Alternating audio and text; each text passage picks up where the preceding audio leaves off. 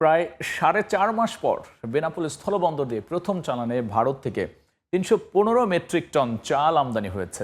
চালের বাজার নিয়ন্ত্রণে রাখতে শুল্কমুক্ত সুবিধায় শুরু হলো এই আমদানি। বিস্তারিত জানাতে বেনাপোল বন্দরের সামনে আছেন সহকর্মী আজিজুল হক। সরাসরি যাচ্ছি তার কাছে। চাল উৎপাদনে বিশ্বের তৃতীয় অবস্থানে বাংলাদেশ। প্রতি বছর দেশের 17 কোটি জনসংখ্যার জন্য চালের চাহিদা রয়েছে 3,60,00,000 মেট্রিক টন। চাহিদার বিপরীতে সর্বশেষ গত বছর দেশে চালের উৎপাদনের পরিমাণ ছিল 4,13,00,000 মেট্রিক টন। চাহিদার চেয়ে উৎপাদন বেশি হলেও আমরা দেখতে পেয়েছি সিন্ডিকেটের কারণে বাজার অস্থিতিশীল হয়। সরকার মাঝে মধ্যে বেসরকারি পর্যায়ে চাল আমদানির অনুমতি দিয়ে বাজার স্থিতিশীল করতে চেষ্টা করে।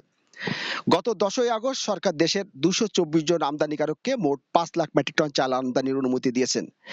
এই সমস্ত চালের মধ্যে 4,61,000 মেট্রিক টন রয়েছে সিদ্ধ চাল এবং 39,000 মেট্রিক টন আতপ চাল। গত বৃহস্পতিবার সর্বপ্রথম বেনাপোল বন্দর দিয়ে আমদানিকারক হাজী মুসা করিম অ্যান্ড সন্স ভারত থেকে 9টি ট্রাকে 315 মেট্রিক টন চাল আমদানি করেছেন। আজকে এই বেনাপোল বন্দর থেকে এই সমস্ত চাল খালাস হবে বলে আমদানিকারক আমাদেরকে জানিয়েছেন। আমদানিকৃত চাল খুচরা বাজারে আমদানিকারক 51 থেকে 52 টাকায় বিক্রি করবেন বলে আমাদের এই তথ্য জানিয়েছেন।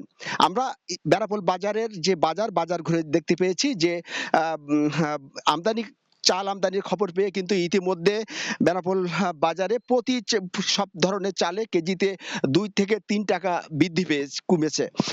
আমদানিকারক আমাদেরকে বলেছেন যে চাল আমদানি বাড়তে থাকলে বেনাপোল বন্দরে সহ সারা দেশে চালের দাম কমে আসবে এবং যে সমস্ত চাল ব্যবসায়ীরা আমদানির অনুমতি পেয়েছেন আগামী 30শে সেপ্টেম্বরের মধ্যে এই সমস্ত চাল আমদানি শেষ করে বাজারে সরবরাহ করার জন্য খাদ্য মন্ত্রণালয়ের নির্দেশ রয়েছে। তো এ ছিল আমার কাছে চাল আমদানি নিয়ে বেনাপোল বন্দর থেকে সর্বশেষ।